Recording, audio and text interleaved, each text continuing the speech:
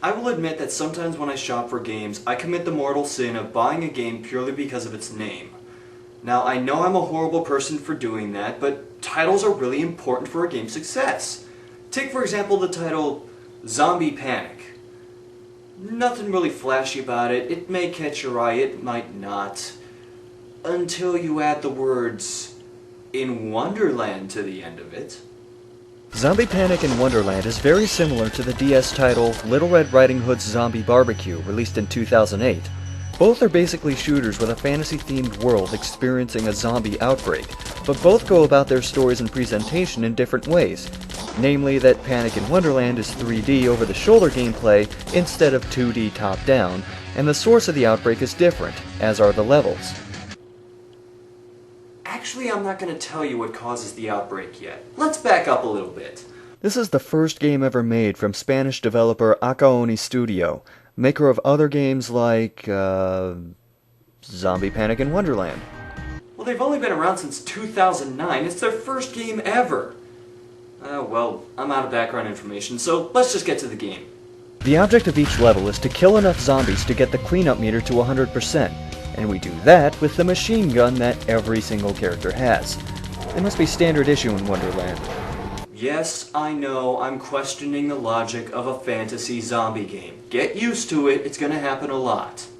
Besides killing enemies, most of the buildings and scenery can also be destroyed. This also contributes to the cleanup count on top of occasionally yielding items, points, and sometimes being able to fall on and kill enemies. Because some enemies spawn in groups, it's very tempting to leave one zombie alive at a safe distance and farm for items. But there's another non-undead obstacle to overcome. A 6-minute time limit. If you get too caught up in item farming, you can run out of time because even though destroying the environments counts toward the cleanup, killing zombies is a much faster way to clean up areas. There also seem to be a few instances where destroying certain objects causes certain enemies to appear. Either way, hitting 100% wipes out any remaining enemies on screen and allows the character to move on to a new area. There are 5 different items which can be shot out of environments and enemies. 3 of them are weapon pickups. There are grenades, which are fired, not thrown, a heavy machine gun, and a flamethrower. The flamethrower isn't great on initial damage, but it can cover the entire screen and cause enemies and buildings to burn for a while. Personally, I prefer hoarding all of the grenades and then unleashing all of them on Prince Charming's castle.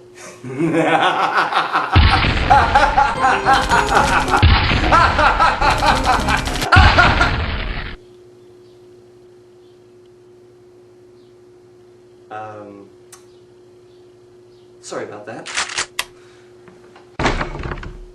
The one downside to using grenades is that the character has to stop moving to fire them, but it's not a big issue because it's quick and you can dodge any incoming projectiles.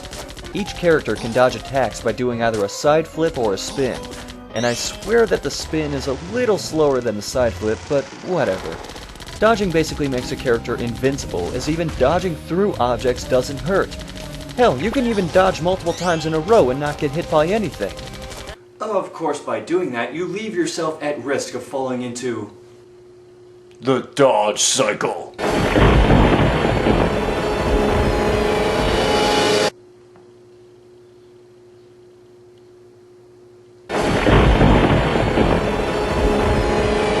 It's deceptively easy to fall into this. An enemy throws something at you. You dodge it. Another enemy or 2 or 3 throws something else. You dodge that. Then more enemies appear and throw stuff. You can keep dodging and never get hit, but you'll also waste away the little time you have to clear the area. If you need to, you can shoot down projectiles, but this leads to one of my gripes about the game. Hit detection is fine, except for at the top of the screen. This is really noticeable against flying enemies and the second boss. That would be like if I couldn't grab my can of Coke just off screen because it was too far to my right.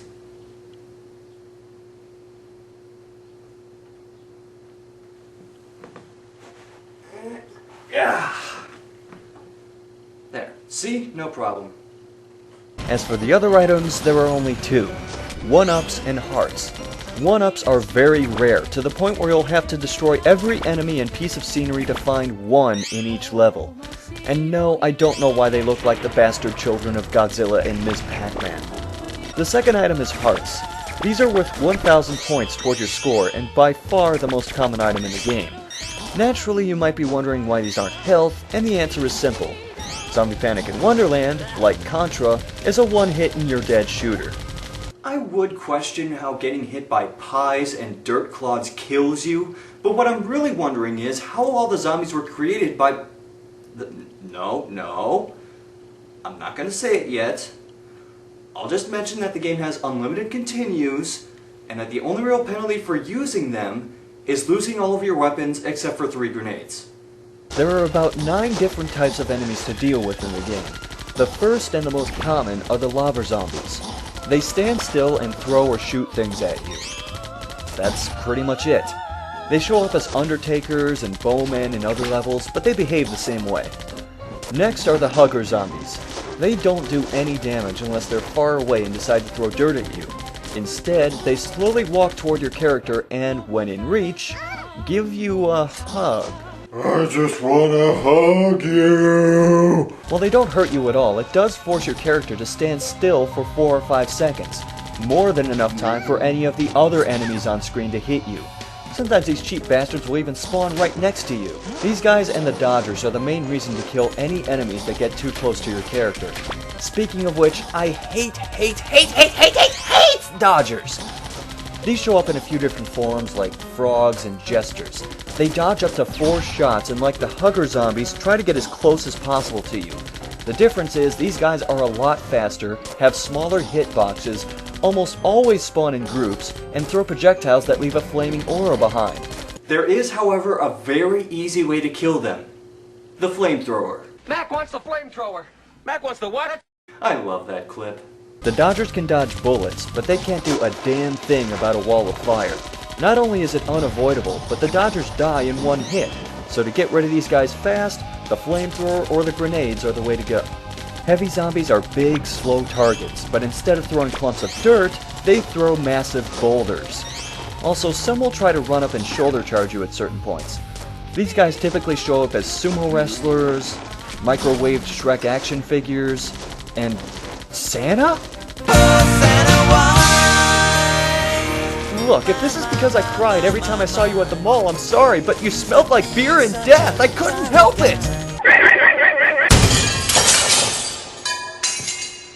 Okay, now that the drama llama's gone... Chicks. These things are only a problem in groups. Otherwise, they're cannon fodder. Trees aren't anything special either. They're somewhere between a lobber zombie and a heavy zombie because of the size of their projectiles, but they're such huge targets that even in groups, they're no big deal. Crows, however, are annoying. All they do is fly up to you and nosedive once before flying away, but 3 things make them more of a nuisance than they should be. 1, they almost always attack in groups. 2, they're one of the few targets at the top of the screen. It's very easy to focus on all the other enemies on the ground and then all of a sudden, BAM! Beak to the face! And lastly, remember the hit detection at the top of the screen problem? It tends to cause hits not to register when they approach, but once they're about to attack, everything starts registering again.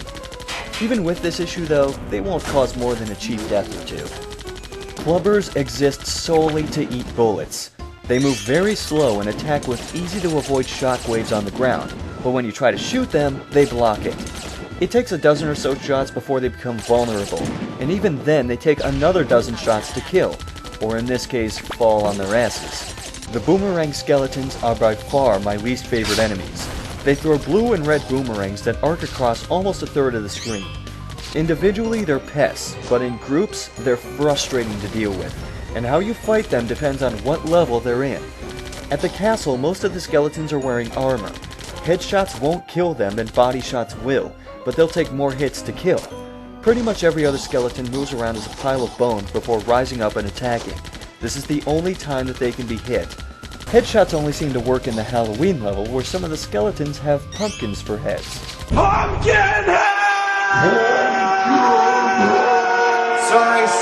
Sorry, but the pumpkin skeletons really are the easiest ones to kill. The only surefire way to destroy these things is to destroy their torsos, but there is a way to neutralize all of them. Remember how limbs can take damage? Well, you can shoot the right arms off of the skeletons, and they won't be able to throw any boomerangs. The worst they can do after losing their arm is curse the game designers for not making them ambidextrous. Sucks to be you guys, Looks like the Southpaws win again. Now that I've covered almost everything but the story, let's look at story mode.